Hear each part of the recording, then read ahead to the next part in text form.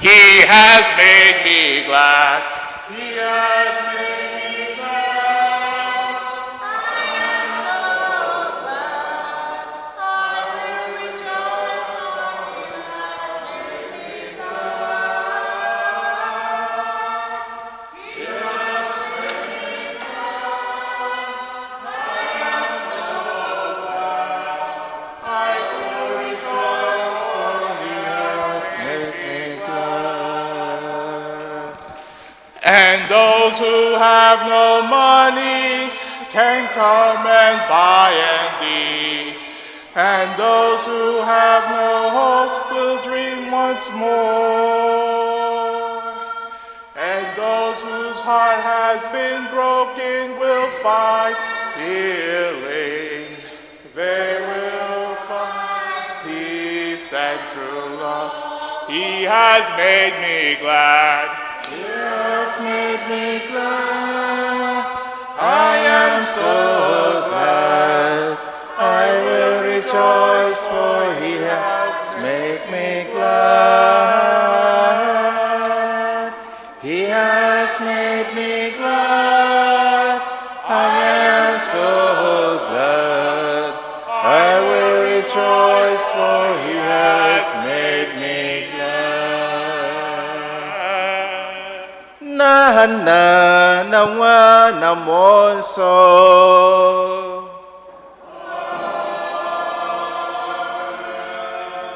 Ka amara nke Onyenwe anyị Jesu Kristi na ịhụnanya nke Chukwu Nna na mmekọrịta nke mmụọ nsọ dịrị unu niile.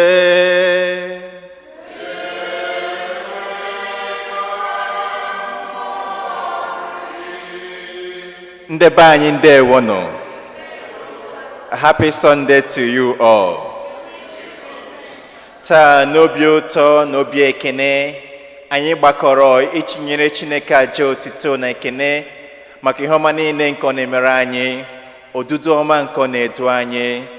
Anyị na-esonye ụka n'ụwa niile na-achụ aja nke izu ụka atọ n'oge ncheta mbilite n'ọnwụ nke dị nwe anyị Jesu Kristi.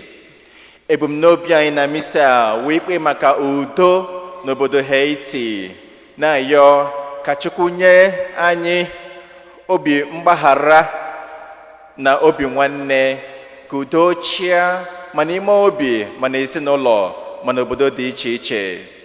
Anyị na-ejikwa ụmụ anyị ebe ha nọ dị iche iche na-etinye n'aka Chineke, na-ayọ maka nchedo na odudu n'isi ha, na-ekwekwa ekpere maka mgbake nke ndị ọrịa.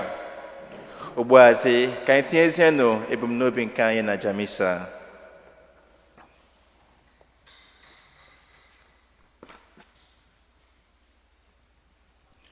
Ụmụnne, ka anyị kwado onwe anyị nke ọma maka nnukwu ihe omume nke Eucharistia site n'ikwupụta nje anyị.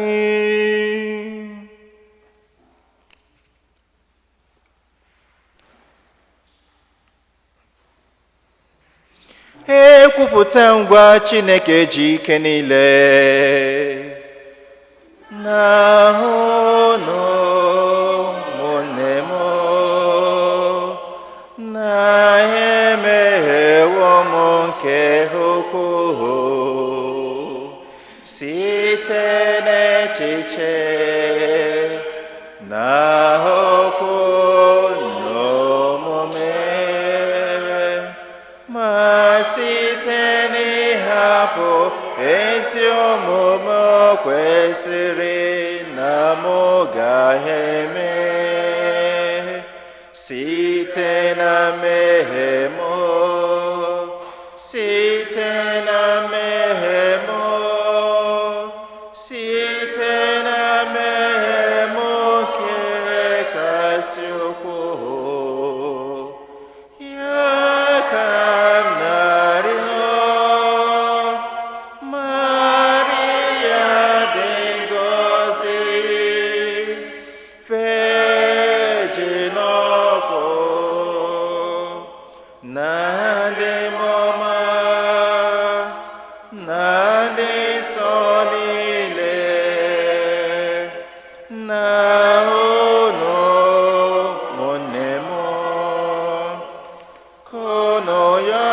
Mose blọghachikwa anya rịrịọ ka Chineke ji ike niile mere anyị ebere, mgbaghara anyị njọ anyị, ga-duru anyị na ndụ ebighị ebi.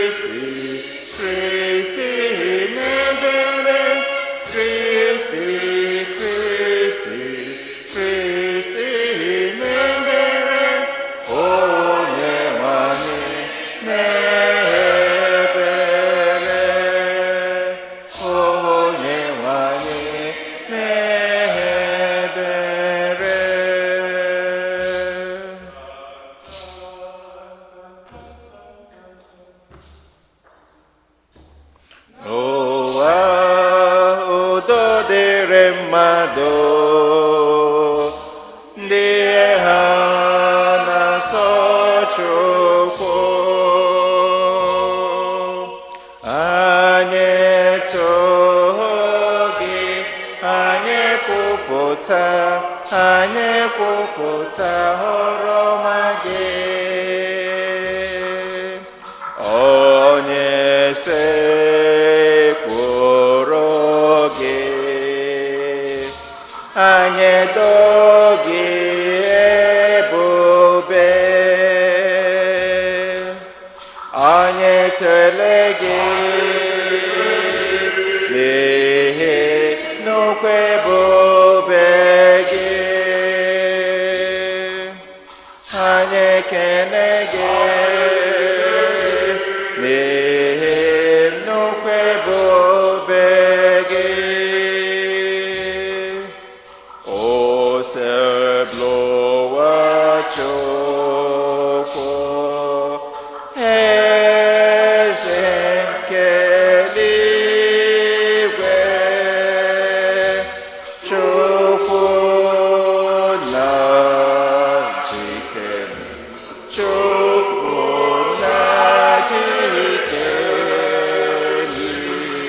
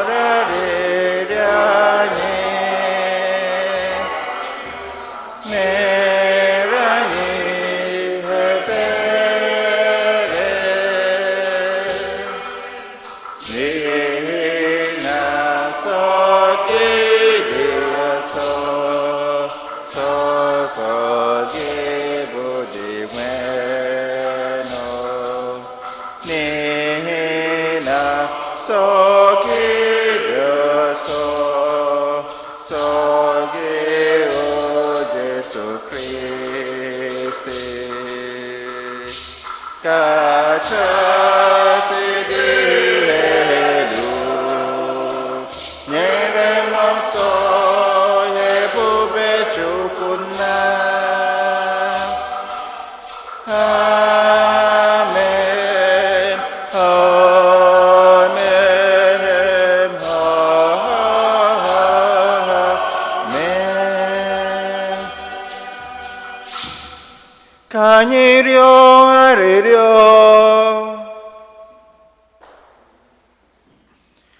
Chineke anyị, imeela ka anyị bụ ndị nke gị dịkwa ọhụrụ ọzọ. Mee ka anyị nwere obi ntorobịa na-eto gị mgbe niile. Inyela anyị obi aṅụrị site n'inyeghachi anyị otito nke jiri gụnye anyị na ụmụ gị.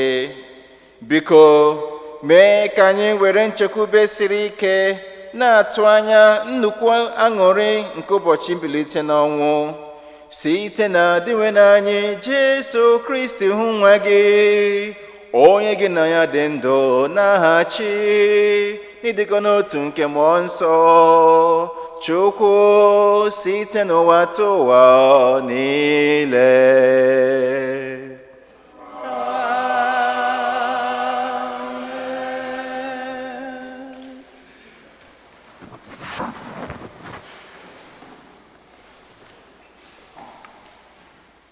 Ihe ọgụgụ ewetara n'ọrụ ndị ozi. Pita gwara ndị mmadụ ahụ okwu sị, Chineke Abraham na nke Isaac na nke Jekọb, Chineke nke nna nna anyị ha, enyere onye na-ejere ya ozi bụ Jesu otito na ebube nke kachasị elu. Unu onwe unu rara ya nye n'aka ndị isi, gọnarị ya n'ihu Pilet. Ọ bụ na mgbe Pilet kpesịrị ya ikpe chọọ ịhapụ ya, ọ bụ onye nsọ nke Chineke na onye ezi omume ahụ, ma unu gọnarịrị ya. Kama unu rịọrọ ka Pilet were amara hapụrụ unu otu nwoke bụ ogbu mmadụ. N'ime nke a, unu wee gbuo onye ahụ na-eduba mmadụ na ndụ. Ma Chineke mere ka o si n'ọnwụ bilie. Anyị onwe anyị bụkwa ndị akaebe nke mbilite ya.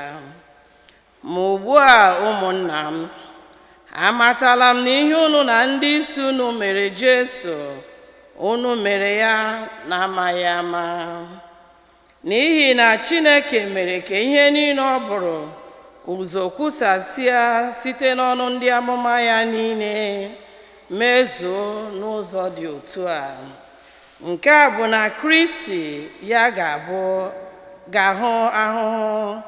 Ya mere, chegharịa n'ugbu a, lọghachikwutekwanụ Chineke ka o wee hichapụ mmehie unu niile. Okwu nkọsabro wa.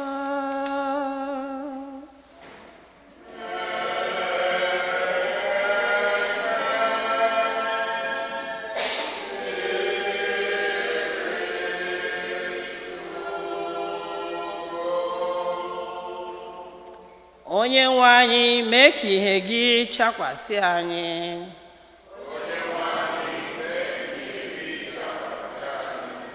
Chineke onye ezi omume, mgbe m kpọrọ gị oku, biko zaa m.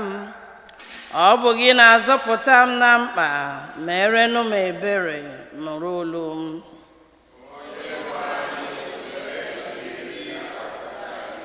Mata na onye nwe anyị na-arụrụ onye kwere ya ọrụ ebube. Onye nwe anyị na-anụ olu m mgbe ọbụla m kpọkuru ya.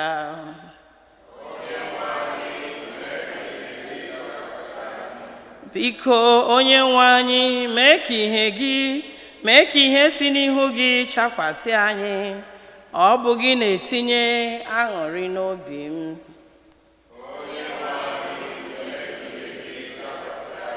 Aga m edina ala n'udo, bịakwa rahụ ụra n'otu ntabi anya. Onye nwe m, ọ bụ gị na-eme ka ume ruo m ala.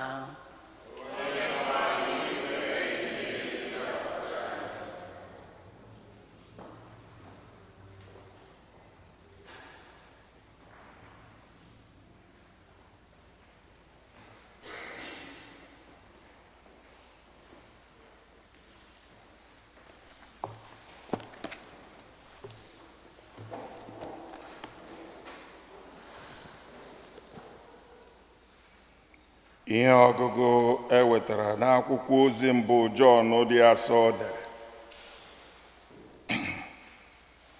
Ụmụ m, ana m edere unu ihe ndị a n'akwụkwọ ka unu wee ghara imehie. Ma ọ bụrụkwa na onye ọbụla emehie, anyị nwere otu onye na-ekwu ọnụ anyị n'ebe Nna anyị nọ, ya bụ Jesu Kristi, onye ezi omume. Ya onwe ya bụkwa ihe eji chụọ aja nke medara Chineke obi maka mmehie anyị. Ọ bụghị naanị Jesu bụ ihe medara ya obi maka mmehie nke anyị, kama ọ bụkwa ihe medara ya obi maka mmehie mmadụ niile. Ihe ga-eme ka o wee anya na anyị maara onye Chineke bụ na anyị na-edebe iwu ya niile. Onye ọbụla na-asị ama m Chineke nke ọma, ma ọ dịghị edebe ihe niile o nyere n'iwu, onye ahụ bụ onye ụgha, eziokwu adịghịkwa n'ime ya. Ma onye ọbụla na-edebe okwu ya bụ onye e mere ka ịhụnanya Chineke zuo oke n'ime ya n'ezie. Site na nke a ka mmadụ ga-eji mata na anyị na-adị ndụ n'ime Chineke. Okwu nke ose bụ ụwa.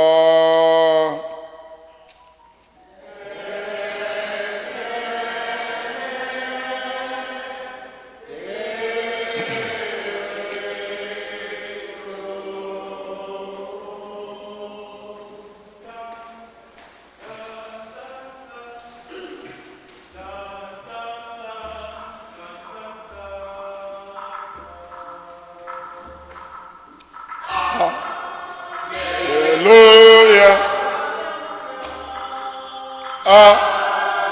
Hallelujah. Hallelujah. Hallelujah. Hallelujah.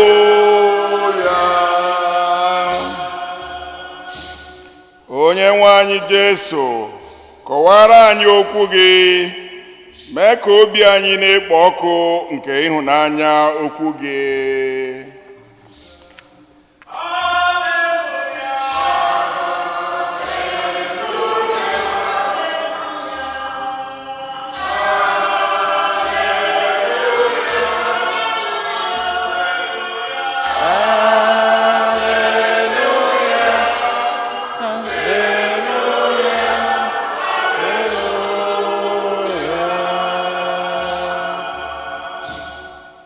Onye nwe anyị nọnyere unu.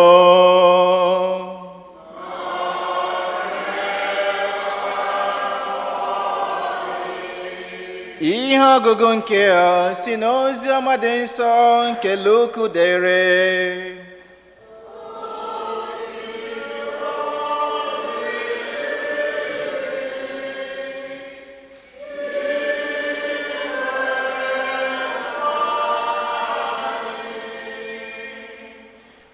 Ha mmadụ abụọ wee kọrọ ndị ọzọ ihe mere n'ụzọ, n'otu ha si mata Jesu ise n'ịnyawa achịcha ahụ. Ma mgbe mmadụ abụọ ahụ na-akọ ihe ndị a, Jesu wee guzo n'etiti ha sị ha, udo dịrị unu. Ụmụazị 11 ahụ na ndị ha na ha nọ wee kụja, tụọ egwu, chee na ha hụrụ mmụọ. Ma Jesu sịrị ha, gịnị mere ụjọ ji na-atụ unu? Gịnị mere unu ji enwe obi abụọ? Leenụ aka m na ụkwụ m, wee mara na ọ bụ n'onwe m. Metụnụ m aka n'ahụ, wee mara na ọ bụ m. N'ihi na mmụọ enweghị ahụ na ọkpụkpụ otu unu hụrụ na mụ onwe m nwere. Mgbe Jesu kwụsịrị okwu ndị a, o gosiri ha aka ya na ụkwụ ya. Obi ha wee jupụta n'ọṅụ. Ha ihe a wee jukwa ha anya. Ma ọ sịrị ụmụazụ ya,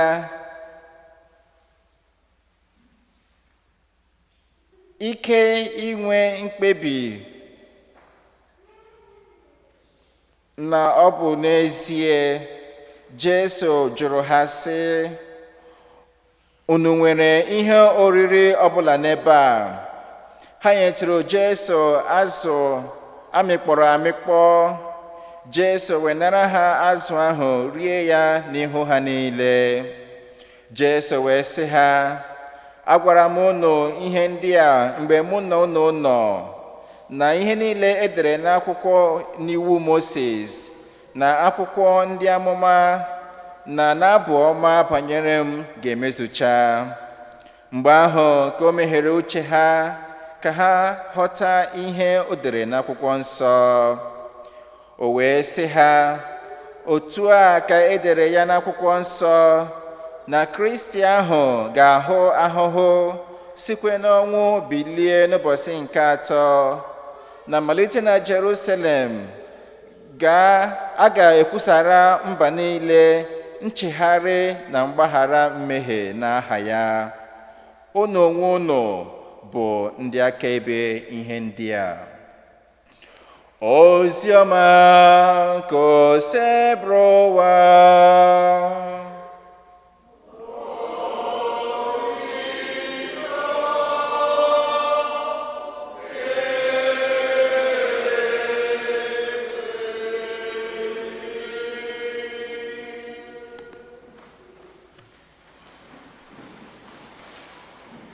Ndị chọọchị anyị, uto dịrị Jesu. Ka unu mere? Adịkwa m mma. Nnọọ. Taa, dịka anyị siri kwuo na mmalite aja misa, wụ izu ụka nke atọ n'oge ncheta mbilite n'ọnwụ nke dịwe n'anyị Jesu Kristi.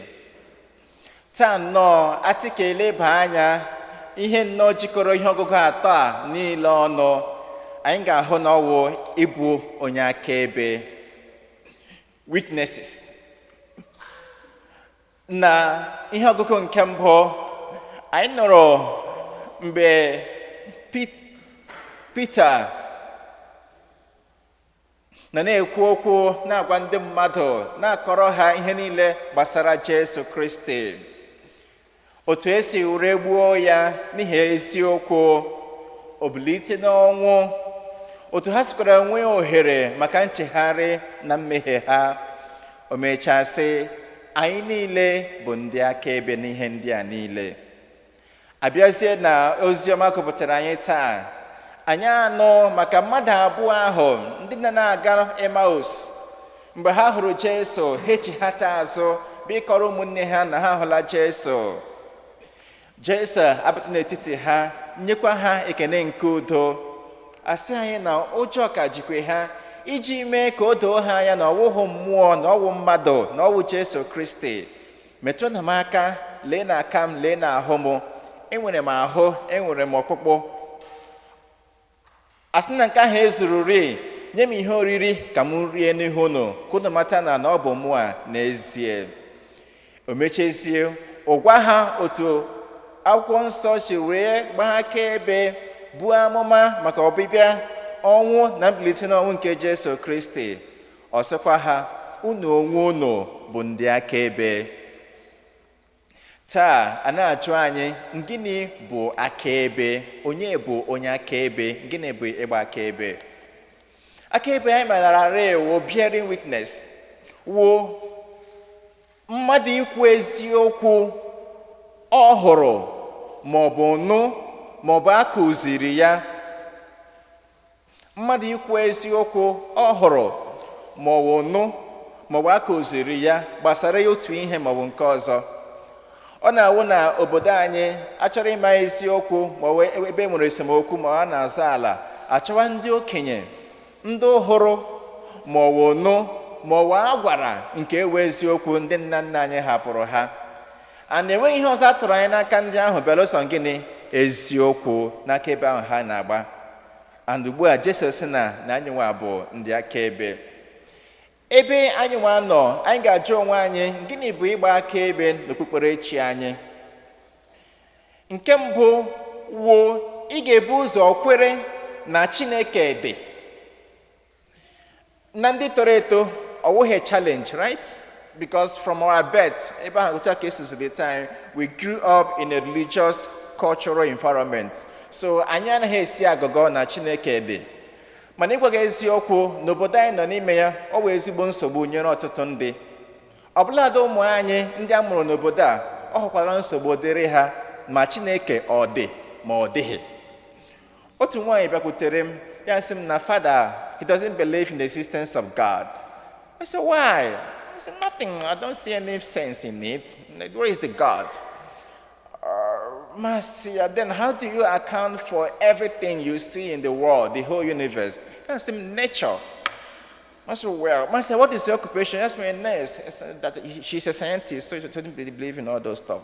I said, fine, but nature, scientists, at least you believe in the law of cause and effect, and other law of physics, motion, force, and all those things. Yes, yes. So you believe that there is no cause without an effect. I said, yeah. I said, what do you think is the cause of this nature, which you think that the world is all about nature? I said, there are many theories of origin, evolution, Darwin, all those theories of evolution, survival of the fittest, Big Bang theory, all those, that it could be any of them. I said, in all these theories, they always begin with a substance, like no matter how tiny it is, an iota, a substance. So from where do you think that those substances are coming from? Yes, I don't know, Marcia. The cause of that substance, be it scientific theory or Christian theory, the cause of that substance is God. And this God is uncaused. This God is unmoved. That's wow. I haven't heard it this way before. So for n'ime just to believe, ikwere na Chineke dị, is a problem. So ajụjụ anyị na-ajụ onwe anyị, in all your exposure, in all your career, in all every experiences niile, ikakwekwe na God is in existence. Because of what n'ime anyị, we don't even know again what we believe. And that is why you see some people, when they succeed in life, they will sidetrack God. Because they don't have that firm belief again in what they were taught, in what they believed before. So to believe firmly that God exists, and this God is a triune God, Father, Son, and Holy Spirit, and Jesus Christ is the fullness of revelation, is the first witnessing for Jesus, for Christ. Do you really believe in all these things firmly? And after that one, the first stage, ebe ikwere na Chineke dị, what principles what principles do you have that guide your life? Your principles of living, your ethics, the ethics of life that you adapt. Is it the Christian principle? Is it the church's teaching? Or we have to kuziri otu anyị ga na-esi ebi dịka ndị nke Chineke? Or we have one so kuziri about holiness, about life of prayer, about virtues, or wudiri ihe ahụ ihe na-achị ndụ gị? N'ihi na it's one thing to believe, it's another thing to have principles of life. Ihe na-achị ndụ gị. N'ihi na ọ wụ site n'ihe na-achị ndụ gị ka anyị ga-esi ama ihe i kwere. So ihe na-achị ndụ gị dịrị iche, ị mara that na okpukpere gị ahụ n'ebe Chineke nọ, na ọ wụ n'egbugbere ọnụ ka i kwere na ya. And that is the emphasis of the second reading. No one can claim to know God and still be living in sin. It's a contradiction. So, what principle, or do we allow every other forces in this world, in this beautiful world that we are in, to suppress our fundamental belief and principles as Christians? We are Christians or we are Catholics. So, wherever you are, respectfully, cordially exhibit your principle without offending others. But some will shrink away. No, we don't want to identify with God. We don't want to identify with the church. We are so ashamed of those doctrines, those principles. We want to live like every other person in the world. So that is another way of witnessing for God. Then, through your principles, then another demand from you and from me is to pass it on. Pass it on. So you be a witness, give testimony. And the best way to give this testimony or through your actions and through your words. And this testimony must begin with your family, must begin with your children, because the family is the domestic church. Always no lombo inwere. Ma na mpa wu Chineke n'ezinụlọ ahụ. So how effectively have you been able to communicate this beautiful Christian principle that you believe in to your children, to those around you? And sometimes, because of the society in which we live, freedom, liberty, it means that we are losing the sense of our parental responsibility. Ndebe anyị sị na nwa gị ga-aka gị. Nwa gị ga-aka gị is not only in material wealth, also in holiness, also in spirituality, also in understanding of Christian principles. Not only in intellectual, not only in wealth. If I was called a good man, my son will be called the best. So we ask God to give us the grace to follow these 3 steps in witnessing for him. Then for the about witnessing, some would think that it's only limited to those who are ministerial priests, people with this garment. No. All of us are charged with that duty to bear witness for Jesus. So we pray at this Mass for God to give us the grace, first of all, to believe firmly, to hold on to our Christian principles, and to pass it on to others. This and more is our prayer to Christ our Lord.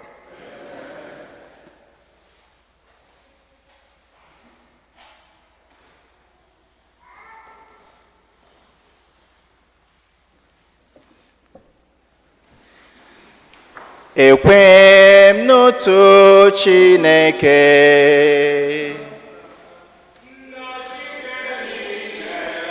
onye kere eluigwe n'ala, ihe dum ha na-agha na ndị agha ga-ahụ ha anya.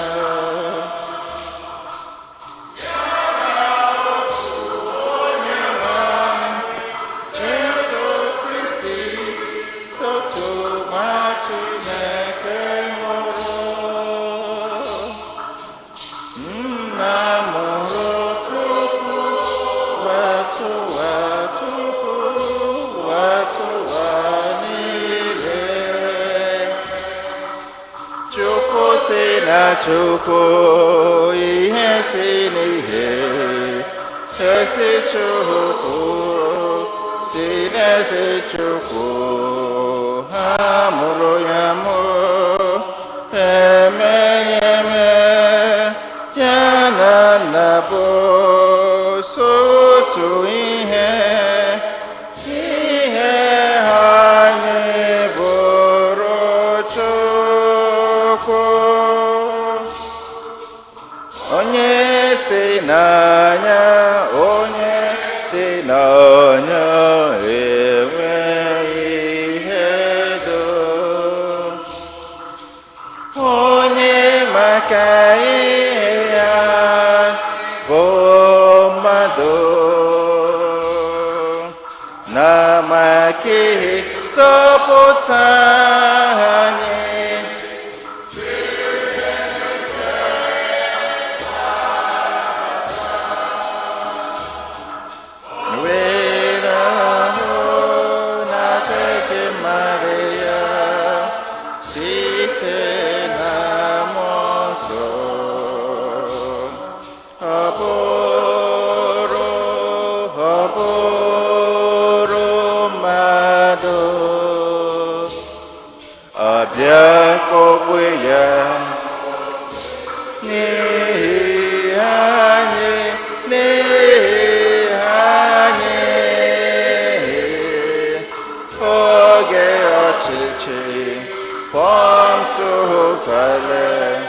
ọtaghara ahụhụ ọnwụ ọnwụ elie ya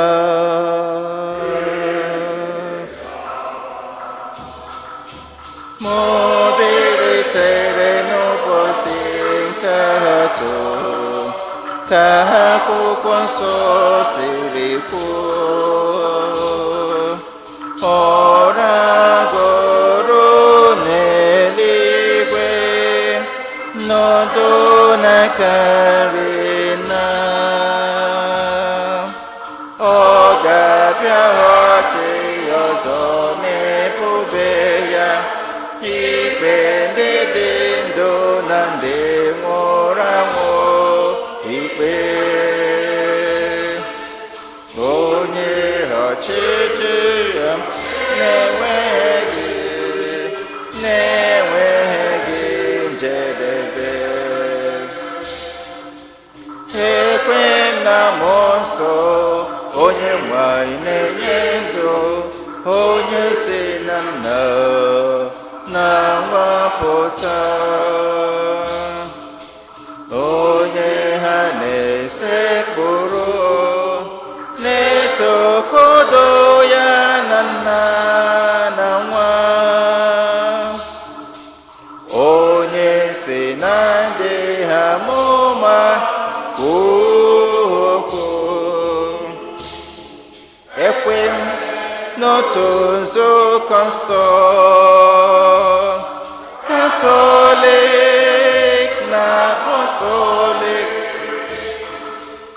ekwupụta m otu baptizma nke mgbaghara njọ ana m atụ anya mbilite n'ọnwụ ndị nwụrụ anwụ na ndị ụwa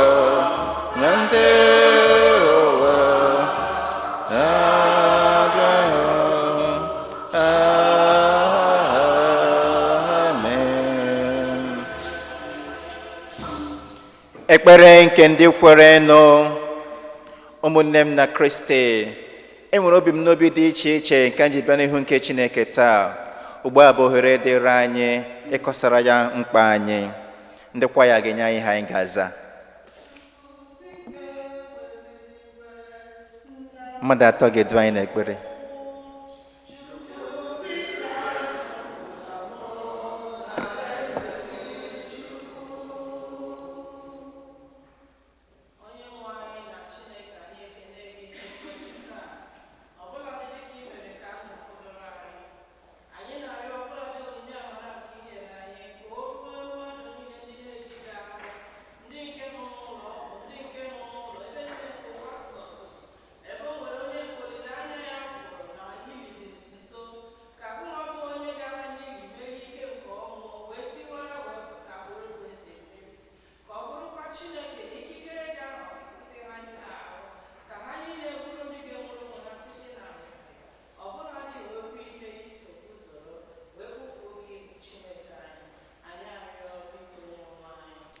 Chukwu bike weziniwe m na-agbaghara m Chukwu bike chụpụla anyị n'alaeze gị Chukwu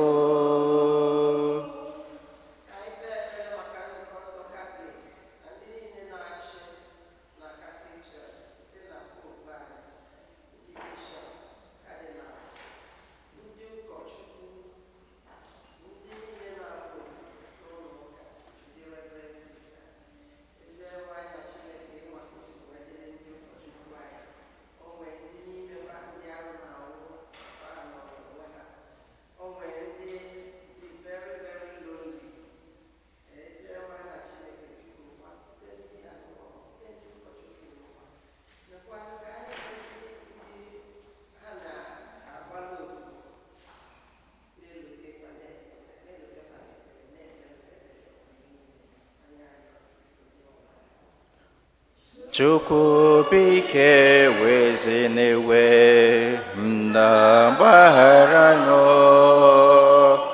Chukwu biko chụpụla mụ n'alaeze gị Chukwu.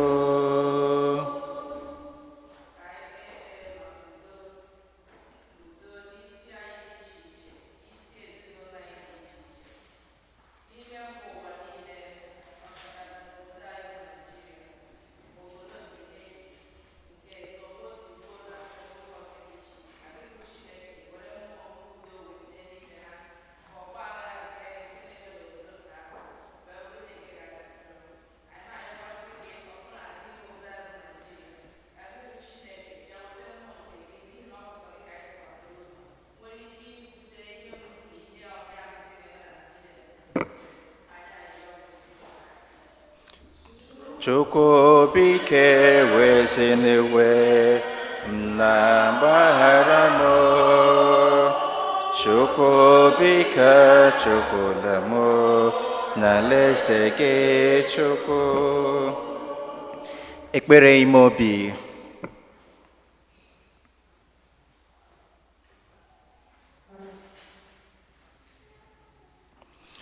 Ọ dịghị onye ọzọ n'elu ụwa, ọ dịghị onye ọzọ. Ọ dịghị onye ọzọ n'elu ụwa, ọ dịghị onye ọzọ. Ewo, naanị Jizọs n'iro, naanị Jizọs n'azụ. Naanị ya na-egboro mkpa niile, ọ dịghị onye ọzọ. Ka dị anyị Jesu Kristi mezuoro anyị ebumnobi anyị dị iche iche site na Kristi Onyenwe anyị.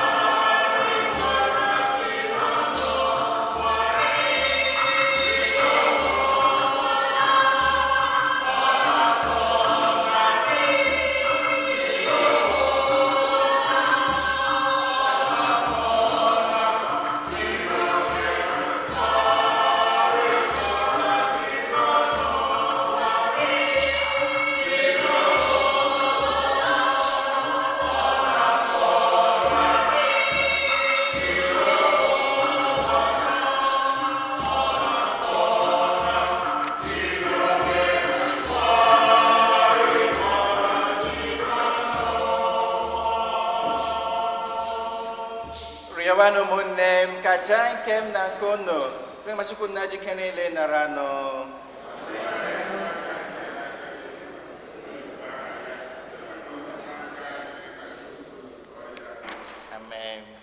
Onyenwe anyị, biko nara onyinye nke nzukọ gị ji nnukwu ọṅụ na-ebutere gị. Inyela anyị ihe kpatara anyị ga-eji na-enwe ụdị aṅụrị nke a.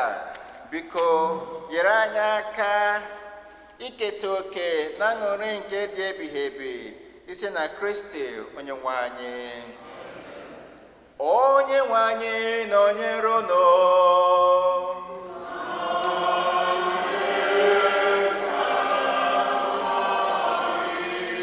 Welite n'obi elu.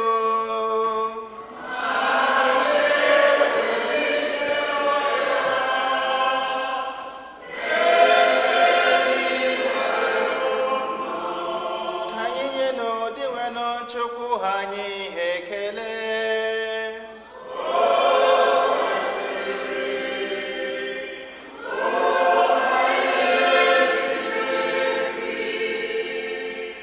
O kwesịrị ezie bụrụkwa ihe ziri ezi na-azọ ndụ na anyị ga-eto gị oge niile o sebụrụ ụwa, ma ọ kacha mkpa na oge ugbu a mgbe Kristi onye bụ Paska anyị bụzi ihe eji chụọ àjà, ya bụ ezi nwa atụrụ onye kpochapụrụ njọ nke ụwa, onye jiri ọnwụ nke ya were merie ọnwụ nke anyị, bịa si na mbilite n'ọnwụ ya nyeghachi anyị ndụ ebighị ebi.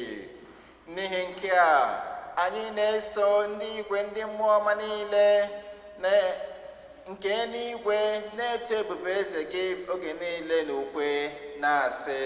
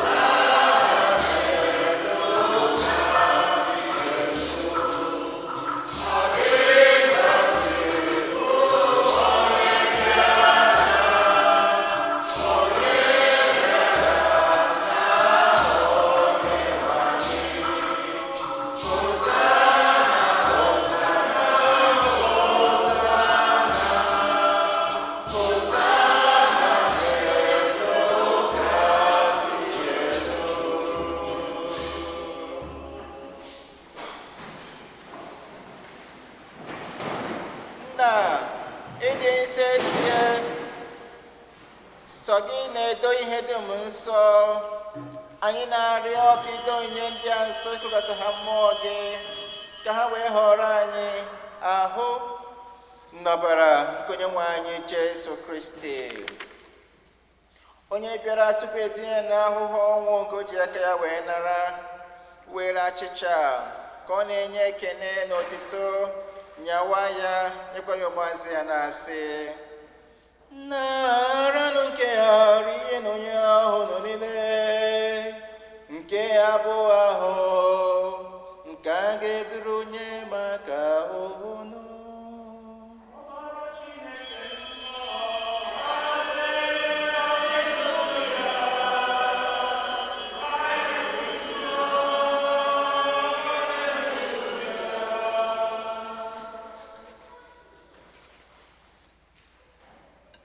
Otu ahụkwa ka o si mee mgbe richara nri anyasị, o bulu iko mmanya, nyekwa gị ekene na otito, bunye onye ụmụazị ya na-asị: naranụ nke ha ṅụọnụ ya ahụ nọ niile nke a bụ iko nke ọbara nke ọgba ndụ ọhụrụ dị ebighị ebi, a ga-agba ya n'ihi unu na n'ihi imeri mmehie mmadụ, nke were gbaghara ha njọ na ha emenụ nke ya na ncheta nke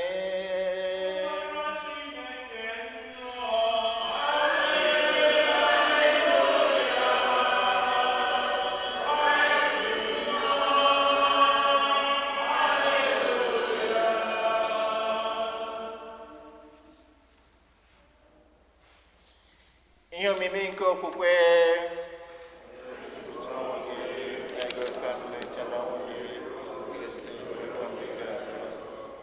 nna, na ncheta nke ọnwụ na mbilite n'ọnwụ nke nwa gị, anyị ebunye gị achịcha nke ndụ na iko nke nzọpụta. Anyị na-ekene gị n'ihi gụnyere anyị ndị kwụsịkwu n'ihu gị na-efe gị. Anyị ji umeala rịọ ka anyị bụ ndị na-anata ahụ na ọbara nke Kristi bụrụ otu site na njikọ nke mmụọ nsọ. Nna, itozu gị gbasara ụwa niile, mee ka ịhụnanya gị jupụta ya. Gọzie Pope anyị bụ Francis na Bishọp anyị bụ Robert na ndị ofufe ọta gị niile. Chetakwazie ụmụnna anyị ndị ji okwukwe were gaa n'ezumike nke ọnwụ. Kpọbata ha na ndị ọzọ niile nwụrụ anwụ n'ihe nke ebube gị. Anyị ayọ ka i mere anyị niile ebere, ka anyị soro Virgin Maria dị ngọzi nne nke Chukwu na ndị apọstọl na ndị nsọ gị niile, ndị mere uche gị n'ụwa, were kete ndụ ebighị ebi. Ka anyị sorokwa ha na-eto gị, na-edo gị ebube site na Jesu Kristi nwa gị.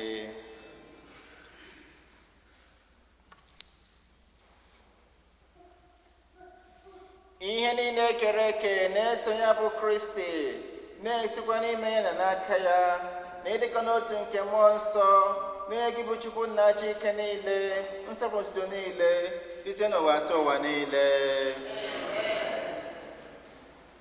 Ụmụnne, ka anyị were na ekpere onye nzọpụta anyị kụziere anyị, were kpọkuwe Chukwu nna.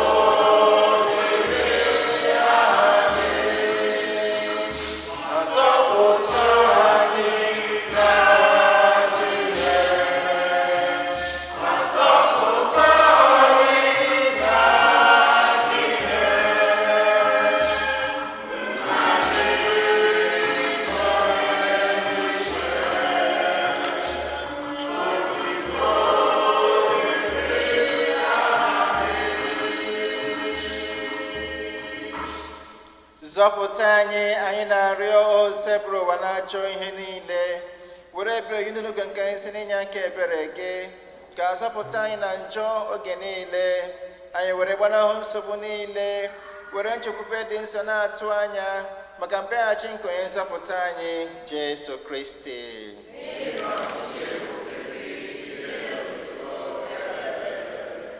Onye nwe anyị Jesu Kristi, onye gwara ndị apọstọl gị, udo nke m ka m na-ahapụrụ unu, udo nke m ka m na-enye unu, elekweghị na nje anyị kama na okwukwe nke nzukọ gị.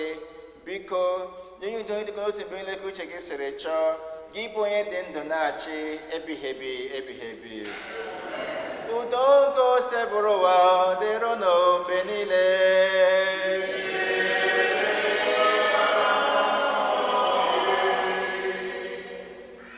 Ezi nwanna maka ezi nwanna maka n'ụwa.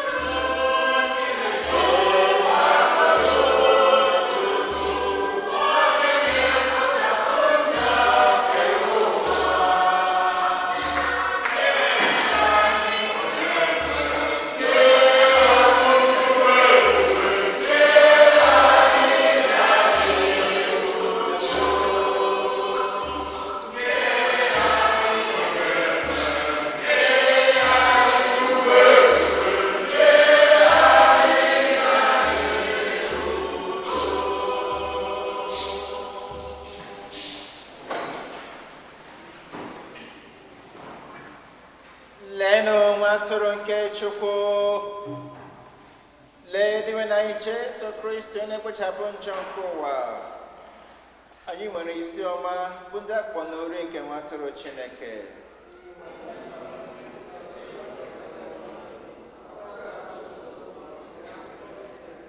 Ka hụ naba gị Chukwu anyị ruo na ndụ ebighị ebi.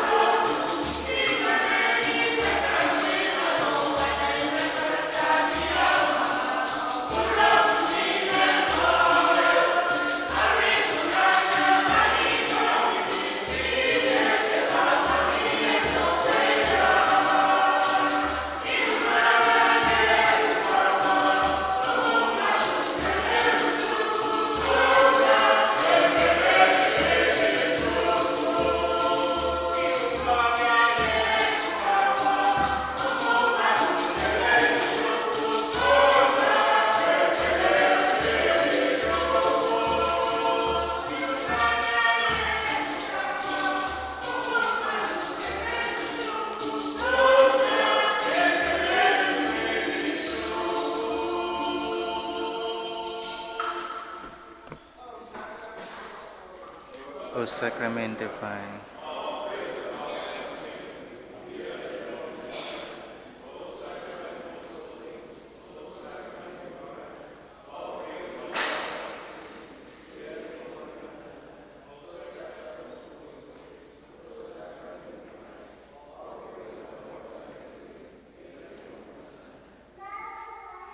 Ka anyị rịọ arịrịọ. Onye nwe anyị, were obiọma gị lekwasị anyị bụ ndị nke gị anya. Ọ masịrị gị ime ka anyị dị ọhụrụ ọzọ site n'ihe omimi nke a dị ebighị ebi. Biko mee ka anyị rute na-anwụ anwụ n'otite mbilite n'ọnwụ nke ahụ site na Kristi onye nwe anyị.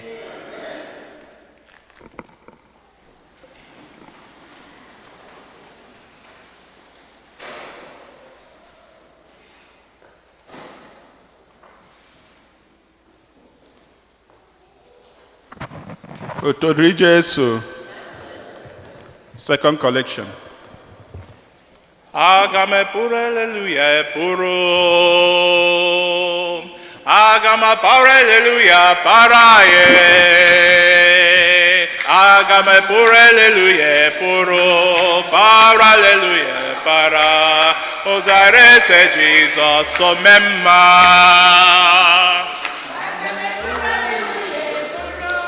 Onye nene mmao isi ikendo agama puro aleluya puro para aleluya para odarese Jesus omemma agama puro aleluya puro agama para aleluya para agama por aleluya, puro, para aleluya, para, odarese Jesus. Otodri Jesu. Parish announcement.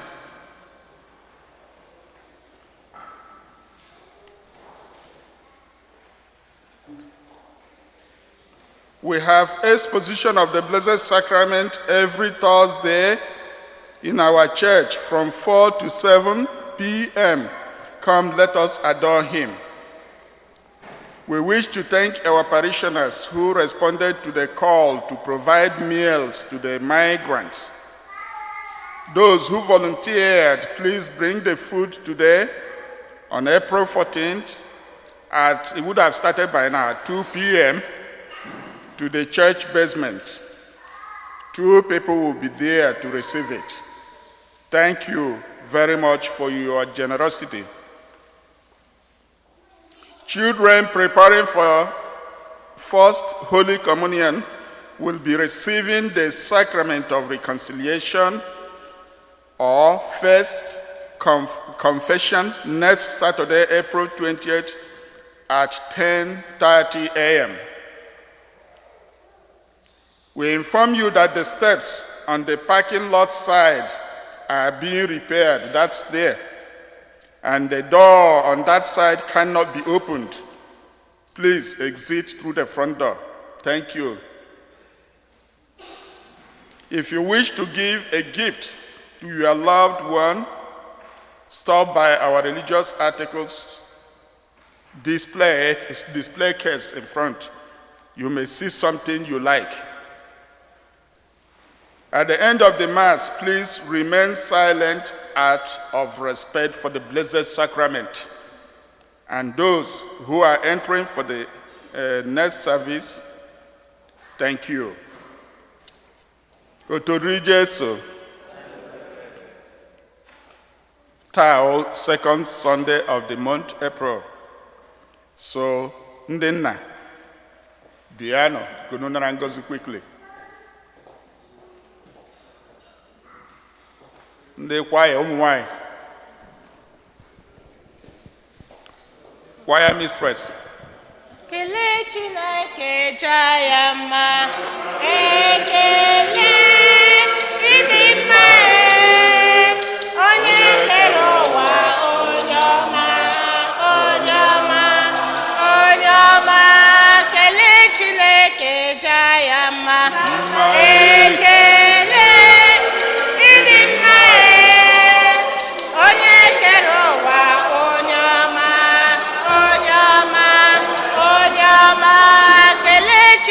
Chineke jaa ya mma. Ekele ịdị mma onye kere ụwa, onye ọma, onye ọma, onye ọma. Soro m tobe ya, tobenu Chineke. Ekele dịrị gị nna.